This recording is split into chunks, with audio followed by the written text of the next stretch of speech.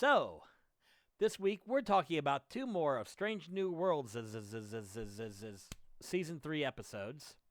I'm going to mostly dispense with the jokes for the episode. What is Starfleet? Okay, after I make that kind of referential joke, which is absolutely demanded once I read the title out loud. What is Starfleet is the expected documentary episode from one Beto Ortegas. Having seen it, it's either possibly one of the best Trek episodes ever made, or the one that wusses out the most. We'll get to that, because we also have to talk about Half Vulcans. Our requisite Vulcans are silly sometimes episode.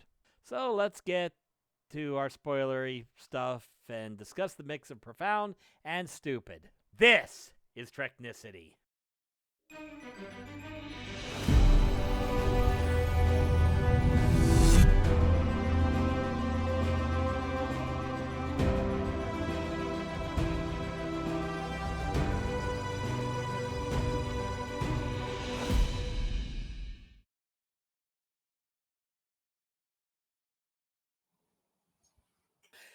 Welcome to Treknicity, a Star Trek podcast where we do the deep dive on all things Star Trek.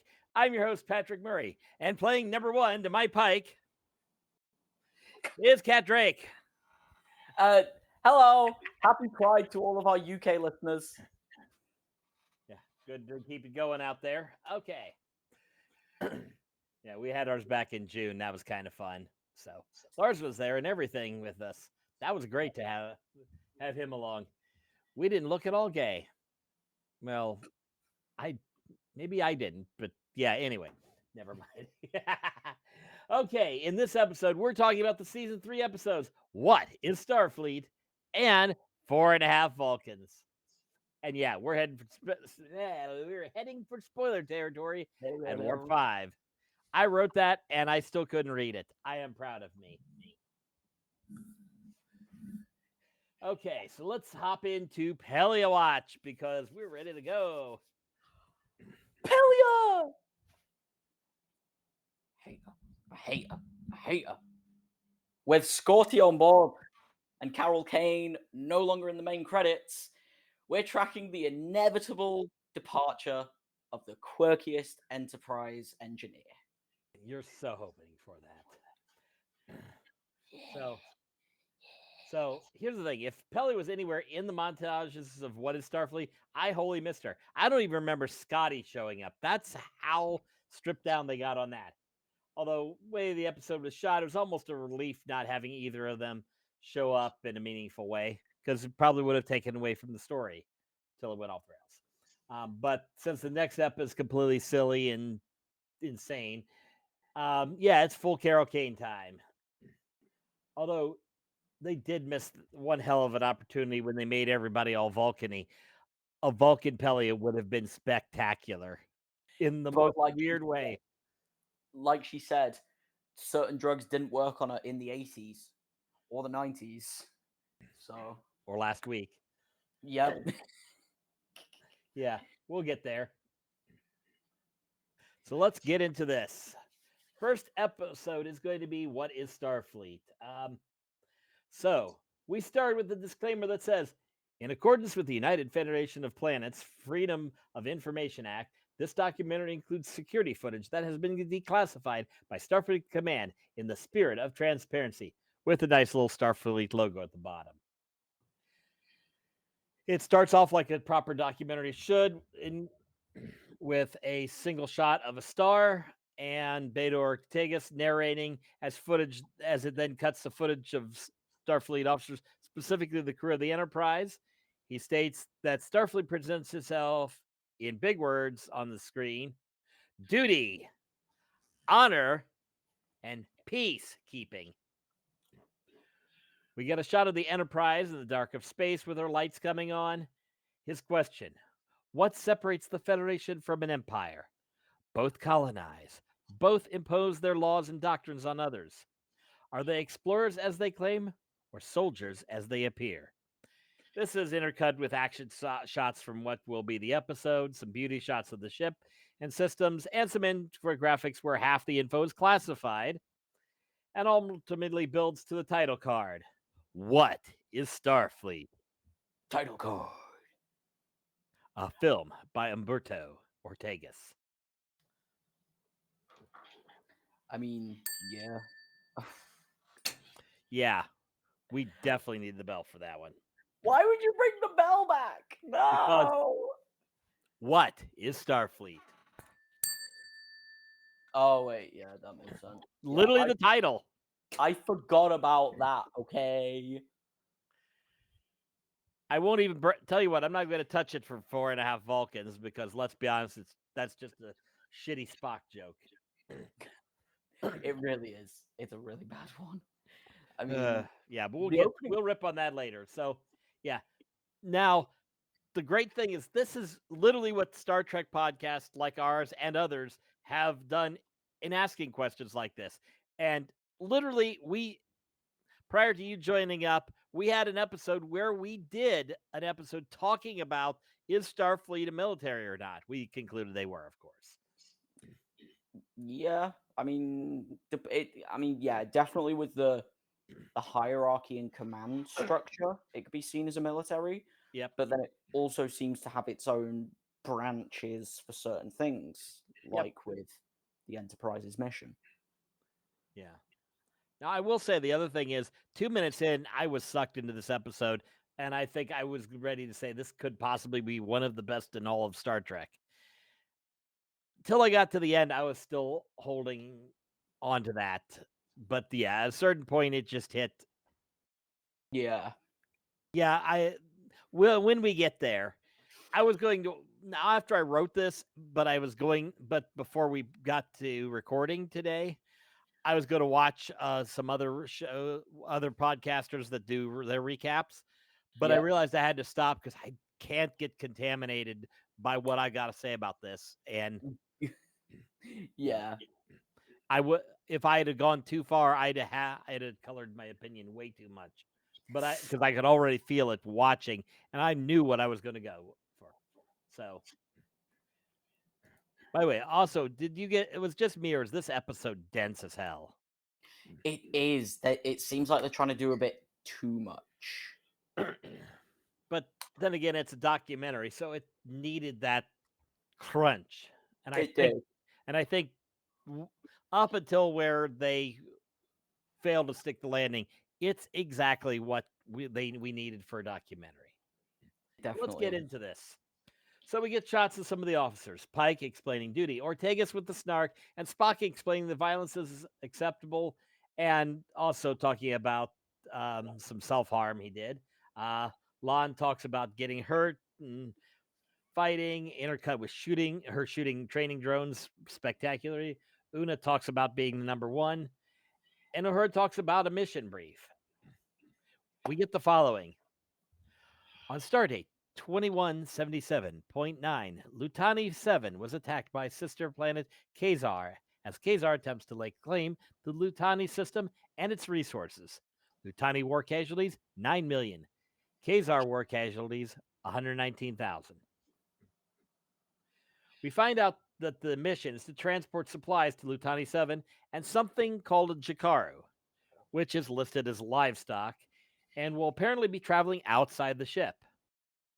A lot of this stuff is classified. Literally, Pike says that's classified so many times. Yep. Ortegas hints that supplies may be weapons because, duh, war. Uhura explains that the word Jakaru is a Lutani word for starlight. And one of the Jakaru is undergoing a transformation that will let it fly through space. So magic. We get security cams of the crew at Tychus B and watches the Jakaru heads into orbit. It's big, and they can't seem to track or beam on it. Then a Lutani scout ship shows up, starts shooting the Jakaru.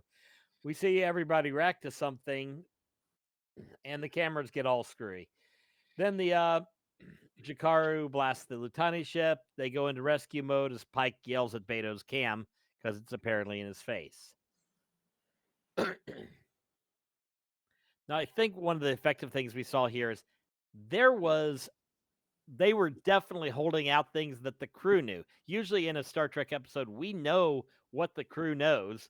We just, Yeah, unless it's we got a plan and let's mystery box that from them. But this time, we literally have the crew not telling us things, Pike not saying things, so we don't know what everybody doesn't know. yeah. That's the kind of I don't. To be fair, I'll be completely honest. This episode seemed kind of last minute and rushed, which is, I mean, I don't know. The thing is, like, I enjoyed the episode. It was great. I think it was kind of cool that they had that like camera section where um it was like a video game perspective on. I've forgotten his actual name now. Baby Ortegas. Oh, Beto? That's it. Yeah, I I like the perspective that the camera gave of Baby Ortegas. Just he's kind of off to the side, trying to stay behind the camera, but occasionally drifts in. Yeah. Yeah, And that's the whole thing is this episode has one person we're watching from one perspective, and that's Beto Ortega. So we're not seeing what's happening outside of his line of sight. we don't get to see like the side storylines that are happening in the episode. Yeah. And that's kind of what makes this episode good because we are seeing to a degree the outsider's perspective. Yeah, no, that's probably the best bit. So let's get into a little further. In sickbay, the Lutani that was on board that ship is in the process of dying. But before she dies, she says some. She says that whatever they were doing with the Jakara was a mistake, and then dies. We get an interview where Mbenga is talking about death. Beto then asks about his killing that he did during the Klingon War. He doesn't answer the question. We're treated some of his record, though all the juicy murder bits are redacted. Boo! I like murder. Yeah, but we know that we know some of the stuff that's redacted. So Uhura's talking about her time in the academy and about how she had this one roommate who was her friend, and Beto immediately drops out that this friend was on the Cayuga when the Gorn showed up and snuffed it. Oh no. So yeah, we get a hidden cam style discussion between Pike and someone at Starfleet about his orders. I'm guessing it's April, but we can't tell because everything except what Pike hears is redacted. Yeah. Oh. So we hear Charlie Brown's parents kind of thing. yeah, except not as entertaining. So the Jakaru starts heading out of orbit. We find out that it had a neural dampener on it, but that it was damaged somehow. Pike decides to try wrangling the weapon / creature and bring it to the planet they were going to. We get, at this point, we cut to Beto asking Pike if he ever refused an order, which he confidently says is classified, probably because Michael Burnham, Savior of the Galaxy, is involved. Yep. Yeah. So Enterprise continues to follow the Jakaru, which is also a weapon. They started working on contingency to contain and or kill it. Beto asks Lon about why she's qualified to be security chief and what it's like to kill people. So awkward. In the science lab, Spock and Chapel are talking about Spock's kind of getting a mental read on the Jakaru. Chapel says the neural dampener was more like a shock collar. And of course, Uhura wants to talk to it because it's Uhura. Spoiler alert, she's right. Oh no. We have another cut to Beto asking Uhura if she believes in every Starfleet mission. We got our next hidden cam of Pike and Una talking about the mission, which is pretty much that's either deliver the weapon or eliminate it. The ship tries to get the neural dampeners online, tries to get neural dampeners locked into the creature, even though Uhura tries to say, we could just talk to it. Torpedoes they fired are ineffective. The Jakaru takes a shot and blasts the Enterprise really hard. They start trying to back off real quick, and Pike throws Beto off the bridge. Luckily, though, we have that security footage, so we find out shields are pretty much boned, and they're running fast to get away from this thing. That's not good. We get Beto talking to his sister about her hand, which got messed up by the Gorn, and of course, it's perfectly fine. Star Trek magic. Well, yeah, you can regrow that shit. That's easy. Hell So yeah. Beto then Uhura explains to Beto why they throwed him out. He asks her why they're bringing a weapon to a planet. Uhura kind of wises up at this point, asks him about if he's recording. He's clear about the angle he's been looking at from the beginning of the doc. Yeah, this is my job. I'm recording, and you can see where these are going. She tells him to fuck off. So yeah. So first, this is kind of the first hint that we're seeing that, yeah, Beto's everything we've seen him do is try to get them to talk about how violent they are. Yeah, he seems to be taking the more Controversy stirring position. I like kind it. of, yeah. It seems like he's just trying to stir the pot a bit to get some juicy footage. And if he could, that'd be great. Plus, it forces them to. Plus, the best part of this is it forces them to have to confront their nature as flying around in a big ship that can shoot the hell out of things. Yeah, that's very true. Which is probably why they don't want to talk about it. But also because most of them will probably have PTSD. Oh, gee, we wonder who has the most PTSD here. Ooh, now Could that's be a good that question. big sister of Beto's. But we'll worry about her later. So Spock, Chapel, and Uhura jump into a shuttle. Good old shuttle Galileo. So to go and approach the Jakaru, so Spock can try talking to it. Galileo flies close to the Jakaru, and Spock starts getting a little bit of sense of it. Then a Lutani warship shows up to start a fight. The Jakaru blasts the Lutani warship and the shuttle, and Chapel's face breaks the camera. Well then. Pike then the next shot is Pike basically confronting Beto about seeing people die as Uhura stands there bloodied and Chapel and Spock are wheeled off to sickbay. Pike doesn't seem to like the question for some obvious reason. Very obvious. Now we find out Chapel's stable. Spock is not in great shape because he's in a coma, and the Jakaru has been turned in. And they find out that the Jakaru has basically been turned into a killing machine. Huh? Luckily, Uhura still wants to talk to her because we find out that the Jakaru is obviously female. Eventually, she convinces Pike to let her try it, so she gets linked up and starts having conversations. And Benga is observing, and Beto is standing in the back watching. We get a cutaway here to Mbenga talking about this. Uhura talking about her family. The big thing we find out here is that the Jakaru wants the Enterprise to attack her, draw her into the sun so she can go all suicide solution on things. Oh. This leads us to a story where Pike talks about having a Bronco that he was riding got injured and he had to put it down. Una backs him up and says sometimes that's the job. Ouch. So they discuss this, get the okay from Starfleet, and Enterprise takes a couple shots of the Jakaru, drawing her after the Enterprise.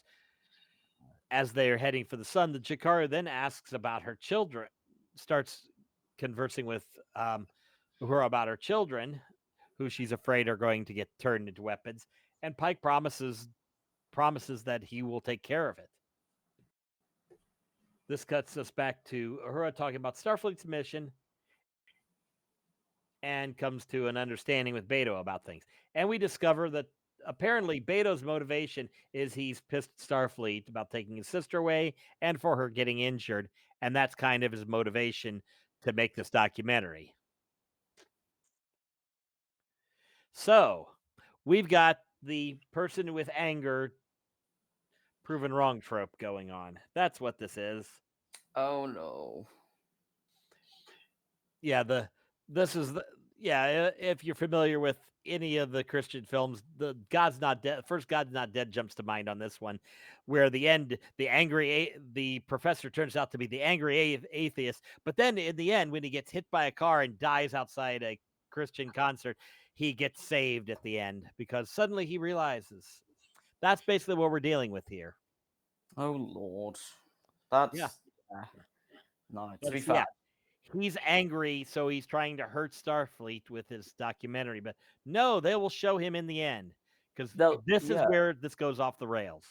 they'll show him the good side of Star Trek, Yeah, which is the caring, nice side that will yeah. try and help in any way possible. Which is not a bad message, but I'll explain when we get through that. Also, I had another thought. Since the Jakaru is a female, or her talking to her, does this episode pass the Bechtel test? Mm, They're two women talking about something that's not a man. that's very true. That is very true. I think it does pass the Bechdel test. Woohoo! It took a giant alien killing machine to pass the Bechdel test. I think there's some other episodes here and there. I mean, technically speaking, the detective episode with La'an kind of passes it. Yeah, I think she had some conversations with the other women, so that Yeah, weren't about men. So yeah, I still think Voyager was best because we had a captain and a chief engineer who were women, so that meant Bechdel test was easily passed, so easily. passing with flying colors multiple times. Strange New World suffers from the most focused characters often tend to be the The women. Spock, and it tends to be Spock and or Pike. Yep. So yeah, you almost too often have a men, and we're going to try to see it. We're going to see if I'm going since this one did by that way. We're going to see if Far Enough Vulcans manages it. I doubt it. Probably won't. No. But we'll keep an eye on it as I go through that episode. Hell yeah. So let's finish this up. So so Spike not Spike Pike contacts the Lucani ship, explains what he's going to do with the Jakaru, tells the Lucani to fuck off because Starfleet is going to do the right thing. We get a good minute as everyone watches the Jakaru fly into the sun and die in a bright, beautiful light. It was actually a good death, It and was you a good felt death. something. Yeah. So we end then with Beto getting to see what really makes Starfleet Starfleet. We get a montage of the True talking about what they found in Starfleet, and a montage of Beto seeing them as a family. So we get the final thing from Beto is what separates a federation from an empire and a starship from a warship. The answer, obviously, we get led to is the people. Hell yeah. So we get the opening credit music plays as we get the end credits of this documentary, which is basically the titles of the show titles that normally play at the beginning, but played simply over that star. And then Yeah. then we get the show title at the end, and then it rolls into the end credits, which kind of makes it feel like a documentary, unlike rather than breaking it by sticking the opening credits in there. I like it. No, yeah, that's very true. It's good though. It's very good. It was a all English, can't speak it. Excuse me. I mean, granted, the episode itself was pretty decent. Um, I mean, apart from the whole like no seeing side stories, that kind of sucked. But apart from that, the rest of it was great. Yeah. The lack of side stories is fine because the whole point was to provide it from a single point of view. And sometimes they get a little crazy with the side stories. Wait till we get to the next episode. Yeah. Yeah. This I think to a point was one of the better episodes of the season, possibly one of the best of the season, one of the best of the series. Hell yeah. I think they chickened out at the end because there's a happy medium that, yeah, we see who's on the Enterprise and what they did and how they were great.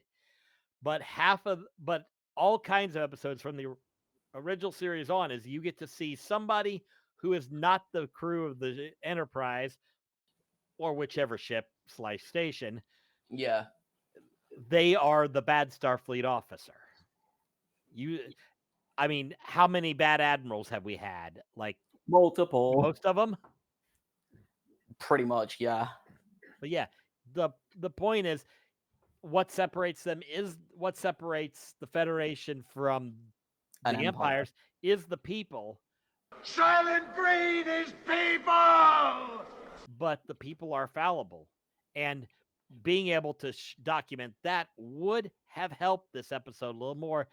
That it's not just, oh, look at how nice they are. Oh, they're family. Ah, the episode did the right thing, but stuck in a stupid trope and didn't quite stick the landing. And that's It didn't. the biggest fail this episode. Do you know what? Okay, I don't know if you know about the Fast and Furious franchise. Yeah, But go ahead. this ending would have been perfect for Dominic Toretto because, as you all know, it's about family. Yeah, I hate you now. You already you can't hate me. You love me. Not till you get over here. Okay, we're Oh. going. Yeah. But what we don't like is Vulcans, because Vulcans are dicks. Yep, So let's they talk about 4.5 Vulcans. So before you even got too far, did you look at this title and pretty much think this is going to be a silly ass ep? You know what? I kind of did, but then at the same time, I thought, why not go through it myself? Oh boy. Okay, that It's fun? felt weird. That definitely felt weird. Oh, Oh boy. oh. Bye. Yay. Fuck. Reminds me of the other night when I was doing no, we're not going to go there because I probably wait for my co-host to return. I'd act shocked, but it's 2025. I feel nothing. Make it stop. Please make it stop. Please. Here, I thought this like take 2 or 3 seconds. We gotta. I think we're gonna have to have a talk with Lars after this to lay off the experimental shit because obviously this kind of goes. What the shit? I assure you, I am in no pain, Patrick. I am Briefing. now. Let's get to it. So the crew's on the way to Vacation Planet to do shore leave because why not? We haven't had a shore leave episode in I don't remember how long. Except for Una, of course. She's going to stay on the ship for reasons. It was exactly 12 episodes since we last had a shore leave episode. Wonderful. Lon comes close to the mark, but then Spock shows up. Lon makes it really, really weird. Meanwhile, Pike and Batel are sparring. Batel's trying to figure out how to get into Admiral Pasalk's good graces because she wants to get back to work.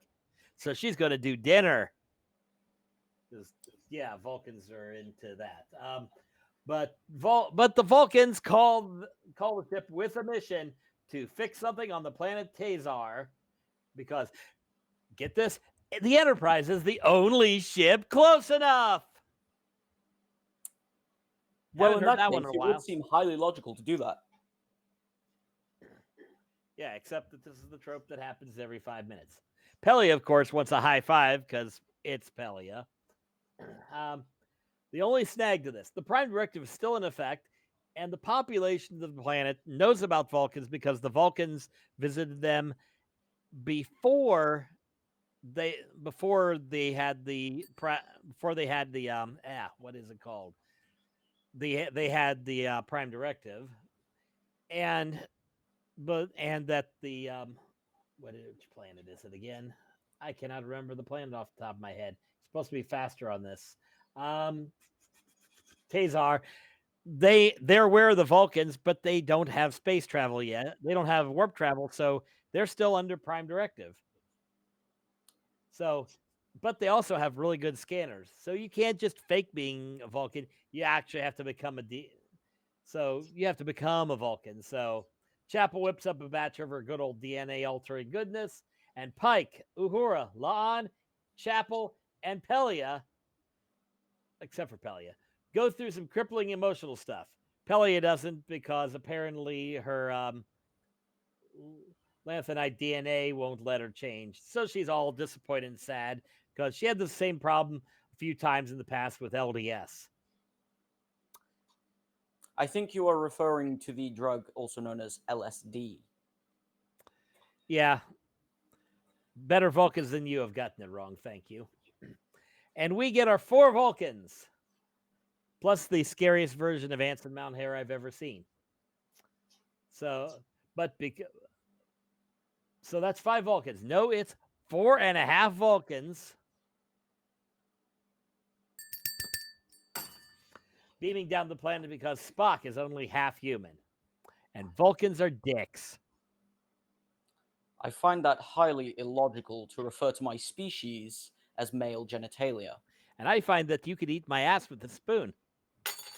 That is also illogical. You've never tried it.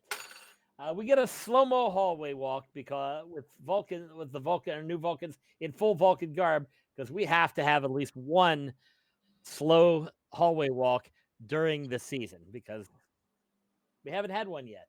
So our 4.5 Vulcans beam down. 30 seconds later, they're ready to beam back because they've got everything fixed. The slow-mo walk took longer than the entire beam down, fix the problem, and beam back.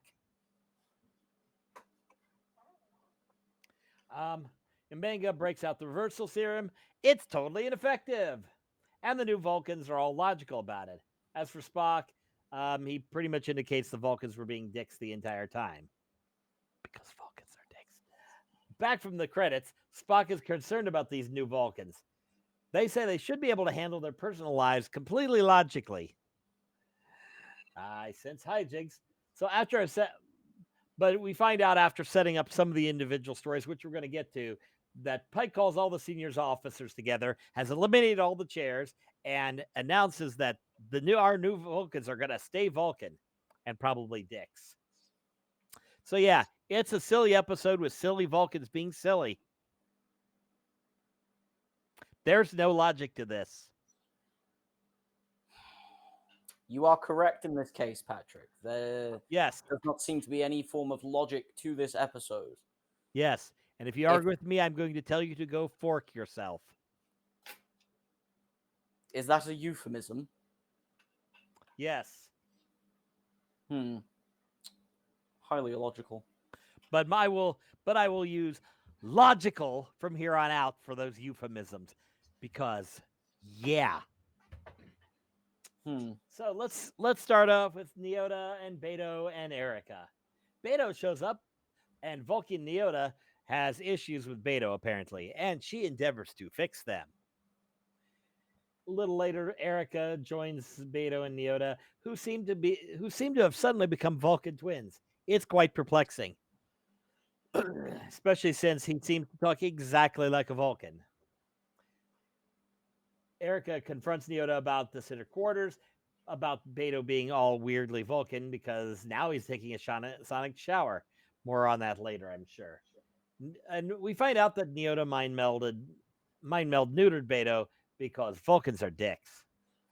Erica's pissed, calls Vulcan Neota a complete idiot. And she seems to be contemplative and not very effective.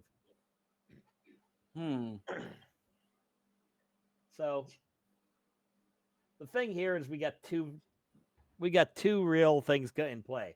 We got Erica and Beto's relationship, where we get big sister Erica's actually worried about her brother because he's not acting normal, because he's acting like a Vulcan.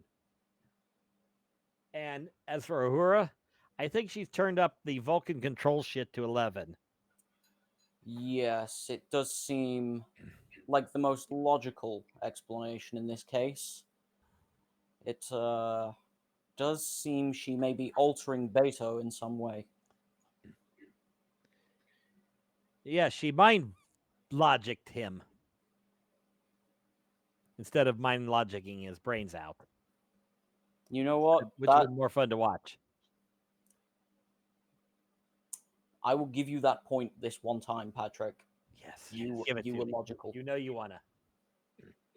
Okay, so the next story we're going to talk. Let's talk about La'an and Jim Kirk and Scotty.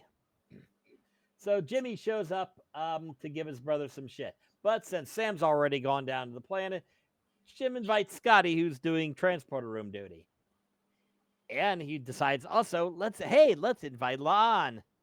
How could this go badly? They join Vulcan La'an, who seems to be thinking about. Hold on, let me correction. They meet up with Vulcan La'an, who seems to be thinking about galactic conquest. Jim is perplexed. Scotty hands over his engineering pad because La'an wants it. They kind of go grab a drink and converse about La'an's scheming, and La'an disappears with the pad. So off they go searching. Pike finds La'an plotting upgrades on the ship. They don't discuss their secrets, one time travel, another one the episode of Quality of Mercy, but they manage to get together and say, there's one thing that I'm concerned about, and it turns out to be Romulans. Can you guess where this one's going? Kirk and Scotty are looking for La'an, but she's gone all sensor dark. Scotty starts questioning about whether she stole a shuttle, and La'an appears in perfect time to answer, oh, no, I haven't. I've decided to fix the weapons on the ship and make them deadlier. And she volunteers Scotty and Jim to help. Volunteers. Because in some kind of weapons bay, Kirk starts questioning what La'an's really up to. Apparently, she has a plan where she's going to convince the Klingons that the Orions are starting shit, but convince the Orions it's going to be the Tholians, and convince the Tholians it's the Gord. It's so Romulan. Jim decides, no, you're not going to do that. He gets punched and kicked, and Scotty pusses out about, how great the real La'an is. She threatens to kill him instead. So he tells her, hit that button. She hits the button. Oh, he booby-trapped it. He falls over. The others so far have been dicks, but wow, La'an's a murderous bitch.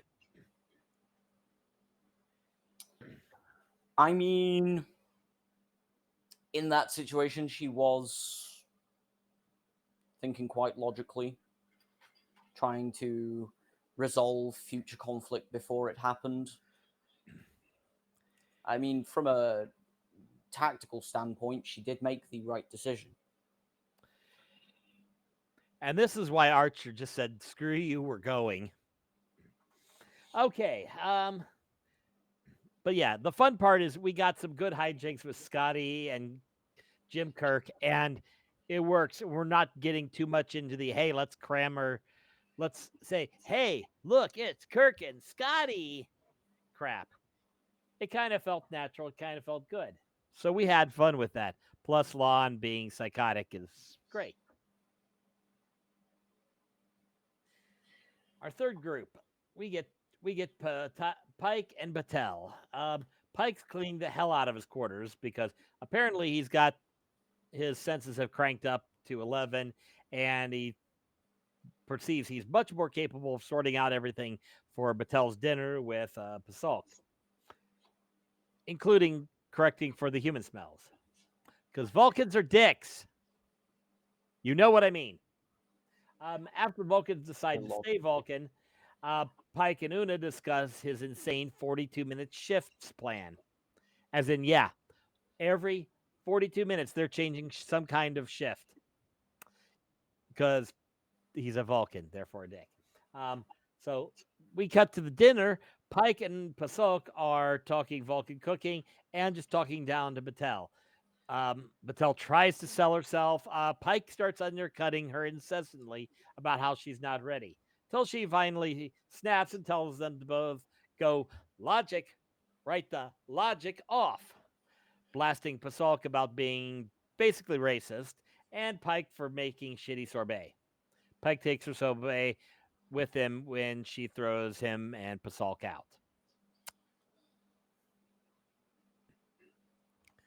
Thoughts? It's Plomeek sorbet. Come on. Yes. No. I mean, Apparently, I'm not one to enjoy these things that your people call sweet treats. except this was Vulcan on Vulcan action. So come on, it was a Vulcan doing the cooking with the scariest hair on the face of the universe. Yes, you are very correct. Thank you. The height of his hair was illogical, and the cooking, well, that's what. Well, what do you think happens when you genetically change Anson Mount hair from Anson Mount to Vulcan Anson Mount? You're going to have a problem. So, last story. Let's talk about Chapel.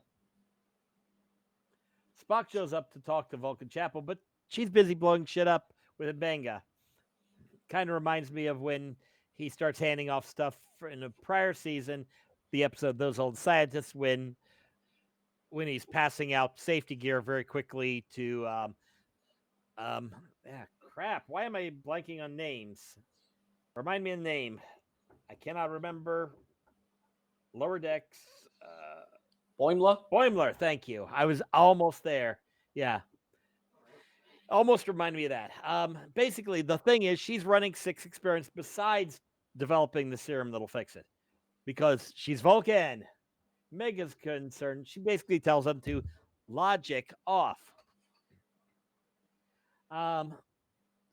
So later, Spock walks in on Chapel after she solved the problem. She walks in on him, and she's dumping Corby via view screen. She then ejects Spock from her life so he can go off and bone La'an, and she can eliminate all of her friends. Unsurprisingly, she's a dick about it. I don't think I have a lot to say on this. Anything? No, there is not much that can be said. Although, finding the quickest and easiest way to break up with her unsuccessful partner, well, dare I say, was quite Makes her a dick? No, it makes her quite logical. A logical dick, got it. So let's see what they did to fix this whole mess. So after finding about them going for permanent Vulcancy, Ortega's, Batel, Mbenga, Pelia, and Spock meet in Pelia's off-the-grid quarters because it's Pelia. They discuss fixing the problem. They decide that one of the best thing they might be able to try is that talking to the Katras of our new Vulcans might fix the problem, but that's a last desperate thing. Although Mbenga pretty much comes up with this idea because he's the Vulcan expert, and we'll get back to that in a minute. Spock and Pelia basically agree, though, that Vulcans are dicks. See, even a Vulcan agrees that Vulcans are dicks. That Vulcan is not a logical Vulcan. He was right. You know this. I know. The whole world knows. Later, Spock and Una meet up in Pelia's quarters about the problem because La'an's particularly an issue. Una shares that she knows a guy who's a Katra expert. It's her ex. Of course, because Pelia hasn't filled out her comedy quotient, she wakes up to bitch about the 42-minute shifts. So, heading towards the lounge, Una warns Spock that things are going to get weird with her ex. So they reach lounge to meet her ex, Doug. He's a Vulcan. His name is Doug. He has a sister named Susan. Vulcans. They must have been Vulcans hiding on Earth. There is No. no way that they would gain such illogical names from their parental figures. Their parents named them that.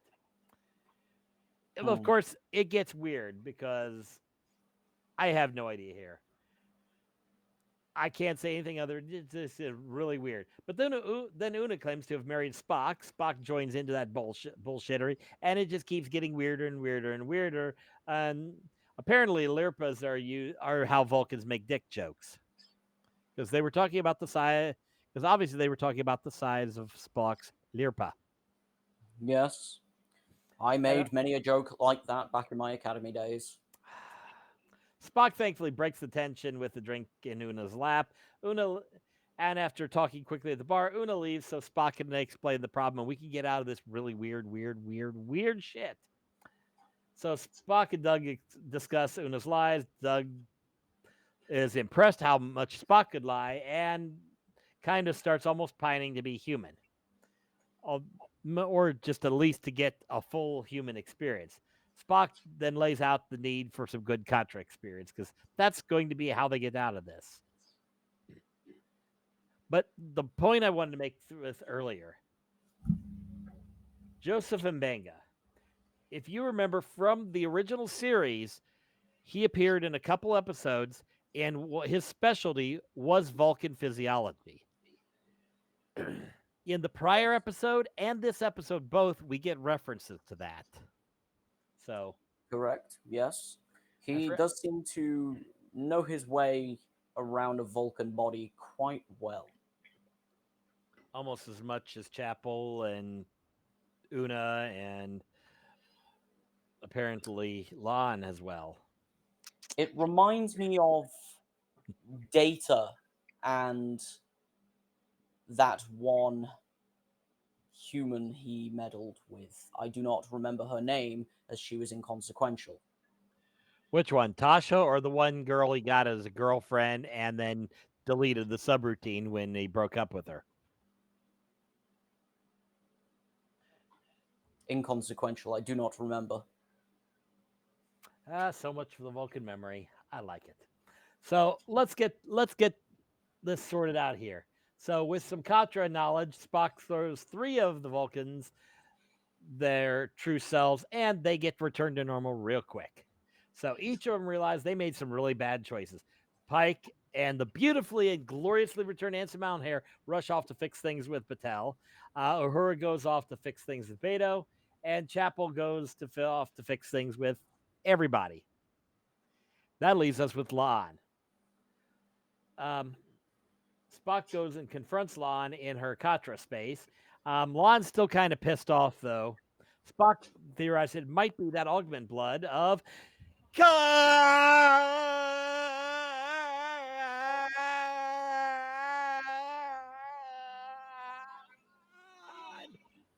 Oh, that hurts. That was quite illogical what you just did then, Patrick. Damn right. So they fight through the ship. They fight through the ship in her mind. They dance. Then they fight some more, and then they dance, and then she gives up.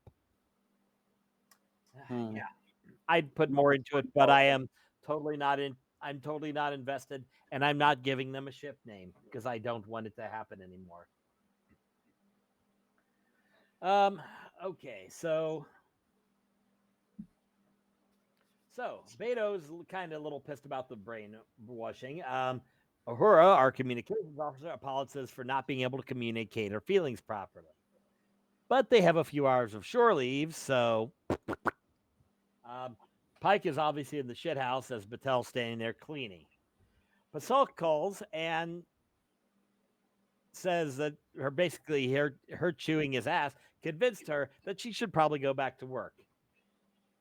That seems so logical. It does seem very logical. Sure. Corby and Spock show up to Chapel's quarters for her to apologize. I personally wish we had more Sporby. Chapel, though, makes some plomeek soup. Corby pretends to like it. Spock says it's unsatisfactory. And Chapel nearly pukes when she eats that crap. But that is a delicacy on my homeworld. Apparently, it was wretched. So, Lon apologizes to Una for all of her warmongering. Una kind of accepts it, except for the whole thing about punching Jim Kirk. Lon's weirdness turns out to be that Spock left some clean socks in her quarters, so she's kind of feeling weird about that, yada yada.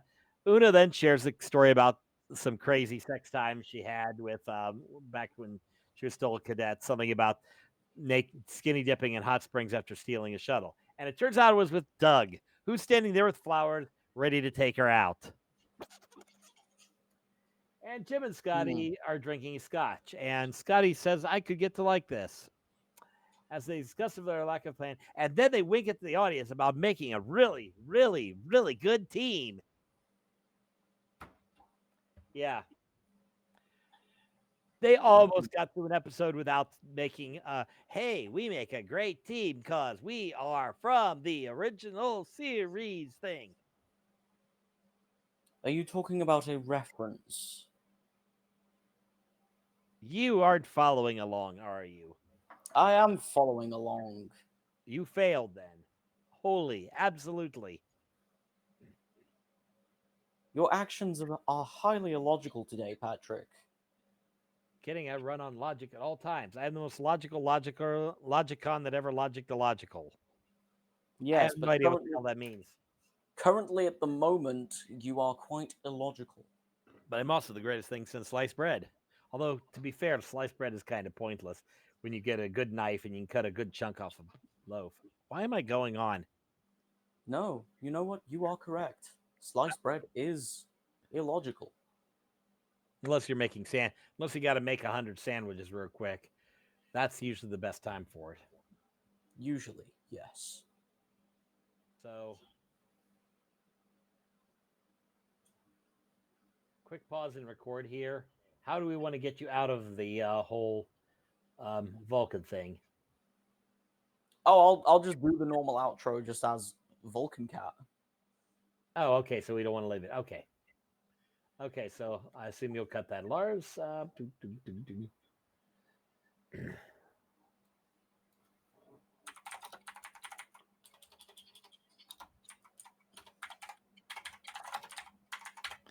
Okay, got it. Okay. Sorry, I'm just trying to get it. Okay, ready? Back in character in 3, 2, 1. So, any last thoughts on this episode, or should we just end it here and give up on the whole silly ass situation? To be fair, it was quite a good episode. It was nice to see representation of my own species in a more positive light. You mean where they're acting like really silly, over the top dicks, like Pike saying #1 over the comms because he has to be yelling and stupid? Well, on my planet, that would be considered funny. Yeah, I don't think he was going for funny there. Your logic fails you yet again because I am greatness. Bask in the glow. So that's all the time we have for 2 more entries in the list of Strange New Worlds episodes. Did we get it right? Miss anything? Agree, disagree? Let us know. Thank you for joining us here on Treknicity, where we do the deep dive on all things in the Star Trek multiverse. I'm your host, Patrick Murray, and with me is my co-host, Kat Drake, who needs those ears ripped off. And thanks to Lars for skipping sleep to get this podcast back online only an hour and a half after we get started. Somehow. Be sure to like and subscribe to our YouTube channel at Treknicity.com, as well as visiting all of our socials listed here, or find us on your favorite podcast service, such as Spotify, Apple Podcasts, iHeartRadio, Amazon Music. If you have any ideas for future episode subjects, feel free to drop a comment in this video or DM us on any of the social media accounts. And as always, rock out with your Spock out. See you next time.